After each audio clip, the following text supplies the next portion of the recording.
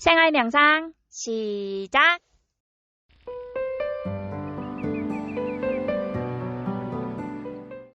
가장 어리석은 사람은 지금 이렇게 겉모습에 빠지고 어떤 사건이 일어날 때마다 거기 좋은 일이 나면 그걸로 휙 휩쓸려 들어가고 안 좋은 일이 나면 뭐예요? 감정이 또 확 빠지고 이런 사람은 가장 이렇게 쉽게 힘들어져 버려요. 그런데 이제 조금 더 사물을 볼 때 약간 법칙으로 보는 사람, 그런 사람은 자기 감정에 좀 덜 빠져요. 그렇지만 그렇다고 해서 그런 사람이 행복한 건 아니에요. 왜냐하면 그 이성이라는 것도 만들어진 거예요. 옳고 그름이라는 것도 만들어진, 이원성 안에서 만들어져 있는 거기 때문에.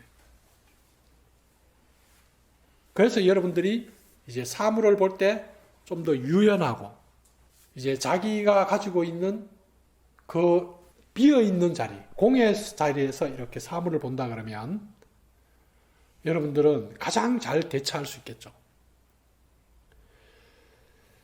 그래서 이런 사상을 새로운 시대에, 이거는 불교도 아니고 기독교도 아니고 뭐 이런 유교도 아닌 이런 자연법이라든가 믿음이 아니라 지금 새 시대의 깨달은 뭐예요?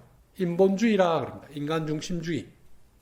그래서 인간중심주의에서 이렇게 본다 그러면 우리는 지금 나는 뭔가? 지금 자기로, 중심을 자기로 돌려요.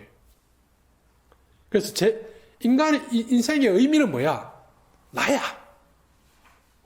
만약에 이제 이게 우리가 신중심에서 본다 그러면, 기독교로 본다 그러면 인간의 삶의 의미는 뭐예요? 하나님입니다. 만약에 이렇게 자연법 사상에서 본다 그러면, 그 시각으로 본다 그러면 내가 옳은가? 윤리적으로. 사회적으로 옳은가? 지금 이런 시각으로 보는데 지금 우리가 오늘날 우리가 하고 있는 것은 뭐예요? 너가 좋은가? 너는 어떻게 느껴? 지금 이것이 인류의 보편적인 의식으로 자꾸 바뀌고 있습니다. 예를 들어서 어떤 사람이 동성연애를 해요. 과거와 같이 이런 겉모습을 보는 사람, 너는 벌을 받을 것이다. 지옥불에 갈 거야. 그러면 이제 뭐예요? 윤리와 법에 이제 이렇게 그걸 하는 사람은 어떻게 되겠어요? 사회법에 동성연애는 지금 허용되지 않아. 너는 지금 틀렸어. 윤리적으로 틀렸어. 너는 나쁜 놈이야. 이렇게 이제 딱 될 거단 말이에요. 그런데 이제 이 인본주의에서는 어떻게 봐요? 자, 첫째는 뭐예요? 너의 행동이 남한테 피해를 줬느냐? 피해 아무한테도 안 줬어.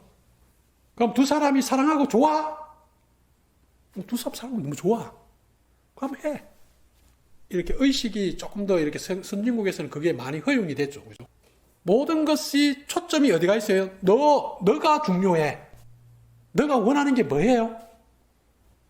그래서 옳고 그러면 누가 판단할 수 있느냐? 너야.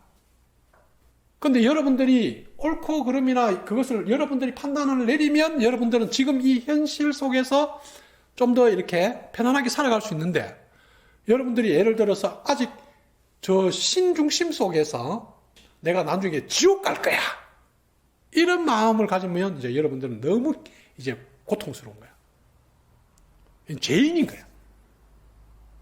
또 아니면 도덕적으로 윤리적으로 너는 지금 낙인이 찍혀버렸단 말이에요. 그렇게 될 때 또 자기 자신에 대한 자존감은 없어져 버린다. 그래서 이제 우리가 이 상황을 어떤 관점에서 보는가, 어떤 견해를 가지고 있는가는 여러분의 인생 전체를 엄청나게, 어떤 사건이 일어나고 어떤 일이 있을 때 엄청난 중요한 역할을 해요. 어떤 사건이 생길 때마다 괴롭고 두렵고 힘든 사람은 여러분들이 그 사건을 보는 견해가 아직 자기 중심으로 못 들어와 있다는 거죠. 그죠? 그런데 이렇게 자기 속에서 이걸 하는 것을 우리는 처음에 이야기했듯이 자기의 도취에서 이야기하는 게 아닙니다. 이 인본주의 의식까지 올라올 때는 신은도 믿고 이성을 믿고 이렇게 해가지고 이렇게 이만큼 진화해 온 거예요. 이 인본주의를 가지고 있는 사람은 신을 믿는 사람들 존중해줘요. 그러고 뭐예요? 사회적인 법과 윤리를 충분히 뭐예요? 인정하고 존중합니다. 그렇지만 그 속에서 그걸 충분히 하지만 어떤 결정을 내릴 때는 뭐가 중요해요? 자기가 중요한 거예요. 자기가 자기 삶 속에 너의 결정이 뭔가? 너는 자유의지를 가지고 있는 존재야. 그래서 너의 결정을 너가 책임지겠어? 너의 선택을 너가 받아들이겠어? 그것을 신뢰할 수 있으면 문제없음. 그런데 우리는 나의 자유의지가 아니라 나의 이 선택과 이 의지가 어디에 있어요? 저기에 윤리에 있고 도덕에 있고 아니면 뭐예요? 저 신에게 있어요. 그럴 때 뭐예요? 나의 이 감정과 나의 이 욕구가 계속 무시당하는 거예요. 이렇게 인간은 이렇게 진화해 온 거예요. 그리고 21세기 앞으로 지금 새로운 시대는 뭐예요? 지금 이런 사물에 대해서 여러분들이 자기만의 그 시각으로 보는, 예를 들어서 어떤 사람이 차 하나를 만드는데 뭐 공학자, 심리학자, 뭐 뛰어난 사람들 다 동원해가 만들었어요. 그런데 사람이 안 사면 어떻게 돼요? 소비자가 중요한 거예요. 사람이 중요하다. 권위자가 중요한 게 아니야.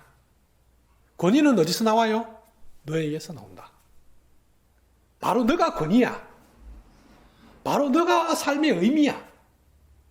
그런 확신과 그런 의식을 우리는 뭐예요? 새로운 시대에 깨어있는 의식이라 그러죠. 그런다고 해서 아까 이야기했듯이 지금 이런 마음을 가지면 신도 무시하고 그럼 뭐 사람들한테 피해도 주고 뭐 지멋대로 좋아하는 대로 하면 되냐? 이렇게 지금 하면 안 됩니다. 남에게 피해를 주지 않고. 자, 그런 의미에서 여러분들은 자기를 한번 보세요. 어떤 지금 의식에서 지금 움직이고 있는가? 우리 삶은 뭐예요? 살아있어. 살아있는 삶입니다. 활동하고 있어요. 지금 여러분들은 자기가 이 활동 속에 스스로를 유연하게 활동하고 있는가? 아니면 어디 고정돼 가지고 어떤 새끈하게 빠지든지 아니면 어디 바깥에 빠져 있든지 아니면 자기 안에 빠져 있든지 어디에 빠져 있는 건 아닌지. 삶이 주체입니다. 삶이 주인이에요. 생명이 전부입니다. 그 시각을 가지고 한번 자기를 돌아보는 시간이 되었으면 좋겠습니다. 여러분들이 첫째는 자기가 만들어 놓은 그 원칙, 기준, 그 자기 것을 잘 지킬 줄 먼저 알아야 돼요. 자기가 계획치 않아 놓고 하지도 안 하고 자기가 가지고 있는 기준을 세워놔 놓고 선택할 때는 엉뚱하게 해버리고 그런 분열이 여러분을 고통스럽게 한단 말이야.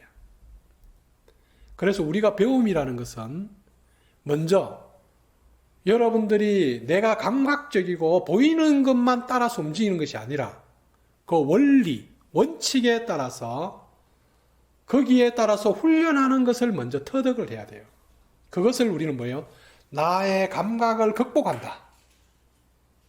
그래서 나의 이 본능을 먼저 극복하고 동물성을 극복하고 그 다음에 또 뭐예요? 이제 내가 가지고 있는 개념, 배움 이걸 다시 또 한 번 더 극복해야 돼요. 그런데 아직 여러분들은 이 배움이라는 그 원칙 안에도 지금 안 움직이는 거야. 그러면 엄청 괴로워집니다.